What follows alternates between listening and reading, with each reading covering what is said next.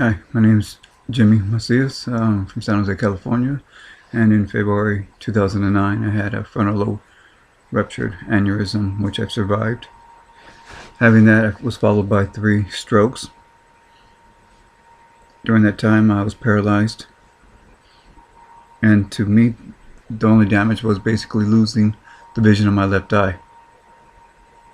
My doctors here in Valley Medical in Santa Clara, San Jose, were stunned and surprised that I survived through all this. I was lucky. The reason why I survived was I had a cousin that was right in front of me when it all went through. I didn't start with me having any type of headaches or anything. I was just sitting there in front of her. We were eating, and to me her voice was sounding differently as she was playing around. And I asked her why was her voice changing. She says no. She thought I was playing around with her. She had thought I was kidding around. Then I asked her, well, why is the gardener inside the house? And she goes, no, he's not. I go, yeah, he is. And she says, oh, no, you saw him. I go, no, I didn't know he was here at the time, or there. And then all of a sudden I noticed that he was next to her bedroom window, but outside. So I told her this, and I go, yeah, he's bending over her. I kind of sees his crack of his butt, and that he was wearing a brown belt. So she gets up really quickly, goes to her room, looks outside, and there he is, bending over, picking up the leaves. And when she had come back, we were still talking, and her voice was sounding a little bit more differently, as if it was slower. And we were just talking away. I didn't really think of nothing of it. And during the aneurysm time, I guess that was the beginning of it, I didn't have any pain or headaches or nothing at all. So when this was going on, I also noticed when she had come back to sit down, we were talking and eating, that there was orbs of white lights behind her head. And at that time I heard like a little snap, whatever I believe it was, the aneurysm in my frontal lobe behind my left eye, that snapped. Then I heard it. So I told her something's going on. I heard them just call 911. So she did so. So I was lucky that the fact that she did, and we got to Valley Medical Emergency Room, and when they did the CAT scan, it is determined that I did have a brain aneurysm that ruptured. At the time that I had this aneurysm, I was only 40 years old. Pretty good health. The year before that, I got laid off of my job because of the industry that was been going on, and I was like, cool, I can just go ahead and travel before looking for a new job.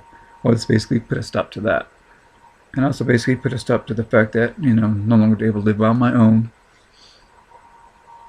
And during this time when I had the aneurysm, I was paralyzed and wasn't able to talk nor walk.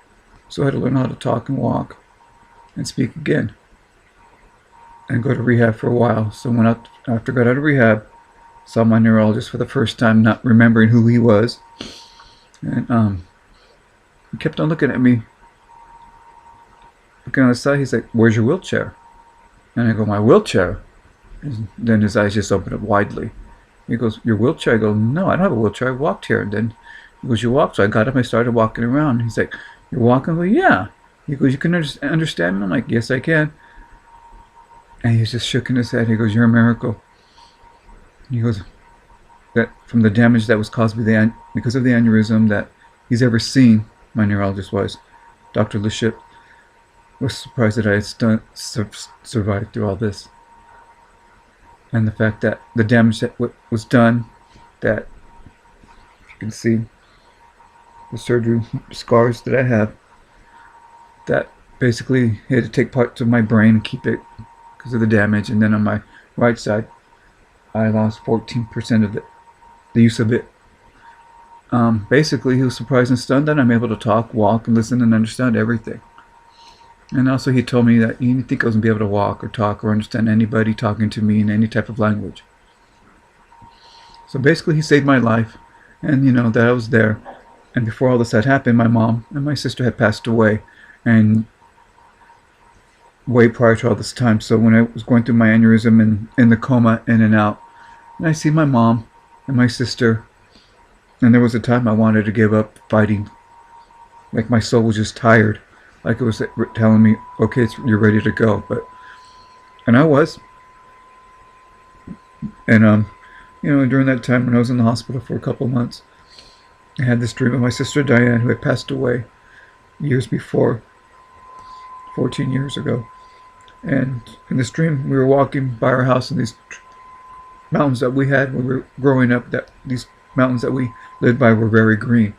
And as I was walking, I noticed that somebody was in front of me with the white shirt on, with short hair. And somebody, whoever it was shooting baseballs at us during my dream. And my sister turned around. Then I realized it was her. And then I said, Diana. And she goes, Jimmy. And she hugged me. And she whispered in my ear, don't give up. You're not ready. So the next day when I woke up, I was feeling so much better. The fact that she was in this dream of mine that we have had, that she gave me, that I didn't feel like I didn't have to give up anymore. So I felt, and she gave me the strength to live. And this time when I was in the hospital, seeing my sister Diana, even though she had passed away, and my mom and my grandmother who had passed away years prior to me having this aneurysm, seeing them in my dreams. They weren't floating around, but they were there just making sure that I was fine and doing good. My grandmother was my mom's mom, who had passed away in the early 90s. And then my mom passing away prior to me having aneurysms, colon cancer, and my sister Diane had passed away of sepsis of the blood. So during this time, they knew I wasn't ready to go, and that I still had some reason to be here. And the only thing that kept me going was my mom, my sister, my grandparents, my dad, my brother John, my brother Anthony, my sister Marlene too. And in regards to this brain aneurysm that I did have, it was in my frontal lobe. And after this, I did have the 3 strokes, which I do not remember. But when having them, I was in the hospital at the time. So the only, not the damage-wise, but I was paralyzed. And I have a friend that works at Valley Medical Center here in San Jose. And when the doctor was coming by, checking on me, pinching me wherever I was paralyzed from the right side, as he pinched one of my nipples, I slapped him. And then she said, oh, he's going to be okay. So after, coming out of the hospital and the rehab, I knew what an aneurysm was. My aunt had one the year before I had one, but didn't survive hers. And before mine and my aunt's, 2 of my friends, mothers had theirs and didn't survive those either. Didn't really know how common they could be, but I did know and was aware of what they were. I'm very, very lucky to have lived through all this. Don't know why I've been chosen to survive through this. And prior to all this, when I was living in Central America, in El Salvador, after their civil war in the early 90s, I was visiting, hanging out for like 3 years. I had 2 mild heart attacks. Even the doctors down there couldn't understand why I was having these mild heart attacks, but I was just going from different countries, from Guatemala, El Salvador, to Honduras, to the Rotan Islands so much. So years have gone by, and this is when I had the aneurysm in 2009, in February. And when they had told me that they think I might be having a heart attack, the only thing I could express was, I'm having another fucking heart attack, excuse my language. They were like, where, when, where? And I had to tell them I wasn't in the country at the time, that was in Central America when I had the heart attacks. So my doctors, Mr. Leships, Dr. Leships, Jason Leships, they were all surprised that I was able to survive through that and the aneurysm just as well. And when I was in the hospital, they gave me the nickname of 9 lives because I've survived so much. And during that time, my kidneys were shutting down. I had to go through dialysis just as well. My kidneys are fine. The only damage basically from the aneurysm was basically losing the eyesight on my left eye. It kind of looks more left to the left than it does when I'm looking at someone or you. So I'm lucky to be alive for whatever reason it may be. I don't know why I'm still here. People say there's a reason why. I still kind of question, I don't know, who should I question? Is it me or someone above? Or my mom just letting me know. My sister saying I'm not ready to be with them. So if you are listening to this, didn't really know how common they were, but they are common. My aneurysm did not start as of having headaches in any way. It was just as if it was a regular day, talking to my cousin, eating, and the things were happening. Her voice was changing differently. Thinking I was seeing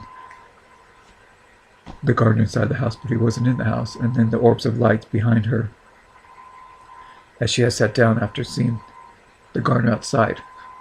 And she thought I was fooling around, thinking I saw him, but I didn't even know he was there. So if you do see what I'm telling you, or expressing what I've been through, so if you do experience any type of headaches, whatever there may be, I know it's different from everybody, but for me it wasn't the headache thing. I didn't have any headaches at all.